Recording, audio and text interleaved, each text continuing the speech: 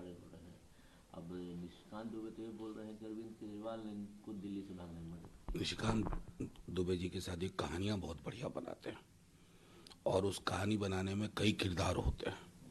मैं समझता हूँ एक राज्य के सूबे के बारे में आप टिप्पणी कर रहे हैं और एक महत्वपूर्ण मुख्यमंत्री के बारे में इस तरह की टिप्पणियों से बाज आना चाहिए। आप हल्के दिखते हैं। की। सुप्रियो भट्टाचार्य हैं, जेएम के जनरल सेक्रेटरी हैं, कि जब ईडी ने 31 तारीख को बुलाया और वो कंफर्म किया उस मुख्यमंत्री ने, तो किसने इंस्ट्रक्शन दिया दिल्ली वाले घर में इनको जाने के लिए? देखिए, बिल्कुल ये सवाल आपको स्मरण हो, परसों आपने हमसे जब पूछा था तो मैंने कहा था कि एक राज्य के मुख्यमंत्री के बारे में जिस तरह की टिप्पणियां और हेडलाइन मैनेजमेंट हो रहा है वो गले के नीचे नहीं उतरता है। प्रोटोकॉल होता है भाई मुख्यमंत्री का। आप हेडलाइन चला रहे हैं मुख्यमंत्री फरार, मुख्यमंत्री गायब। ये कौन सा हमारे लोकतांत्रिक जीवन में ऐसा भी क्षण आएगा, हमने ये सोचा नहीं था। के सुरेश हैं, कांग्रेस के एमपी हैं, कि ये जो बीजेपी के लोग हैं वो लोग वेपन का की तरह इस्तेमाल कर रहे हैं ईडी सीबीआई, क्योंकि वो डर गए हैं कि ओपोजिशन से। देखिए, हमने तो ये सुरेश साहब कह रहे हैं हमने तो झेला है। अब कल ही देखिए 8 घंटे, परसों 10 घंटे लालू जी, तेजस्वी जी, उधर आप दिल्ली देखिए, महाराष्ट्र देखिए, तमिलनाडु देखिए, बंगाल देखिए। मुझे आप एक राज्य बता दीजिए जहां विपक्ष का कोई नेता या विपक्ष का कोई दल मजबूत स्थिति में हो और उसके पीछे ईडी, आईटी और सीबीआई ना दौड़ाई गई हो। ये क्या दर्शाता है? एक पैटर्न है पॉलिटिकल अपोजिशन को उलझाने का, उनको परेशान करने का। तो वेंडेटा पॉलिटिक्स छोटा शब्द हो गया। अधीर रंजन चौधरी कहते हैं कि ममता बनर्जी ने हेरल्ड क्रिएट किया राहुल गांधी की पदयात्रा में। ये आरोप प्रत्यारोप बहुत मैं समझता हूँ कि ये जितनी जल्दी खत्म हो उतना बेहतर है।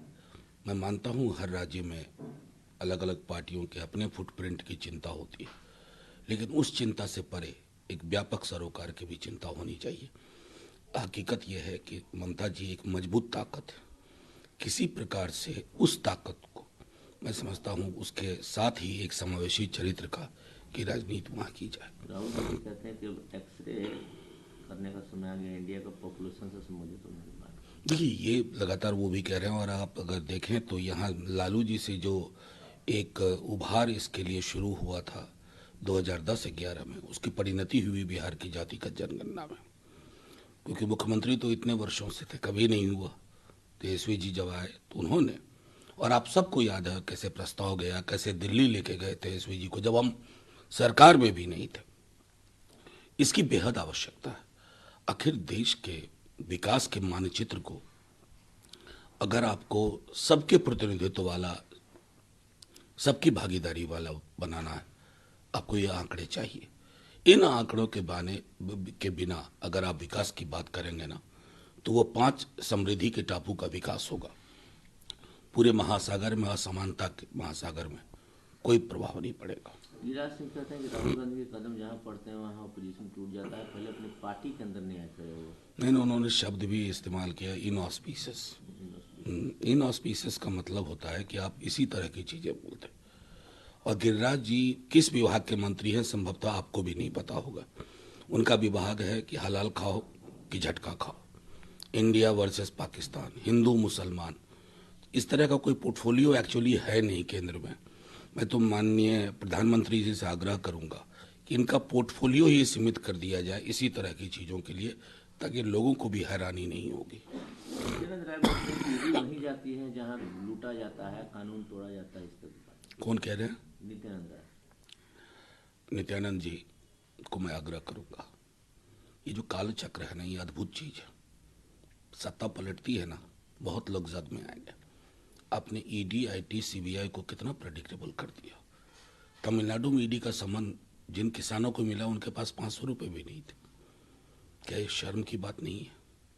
शर्म आनी चाहिए। और मेरा मानना है कि जिस दिन बदलाव हुआ, मैंने कल भी कहा था, ये 2 लोग सत्ता प्रतिष्ठान के जिस प्रकार व्यवहार कर रहे हैं इन एजेंसीज का चरित्र के संदर्भ में, कल को आप भी चक्कर लगाएंगे, हमें अफसोस होगा।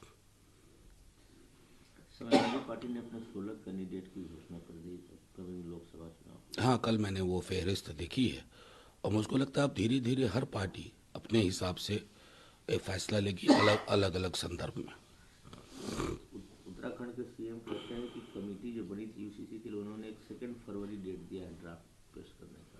करे ना, मैं तो बार बार कहता हूं कि यूनिफॉर्म सिविल कोड के बारे में अपने law commission 15th law commission के संभवतः आप उसकी रिकमेंडेशंस को भी देख लें।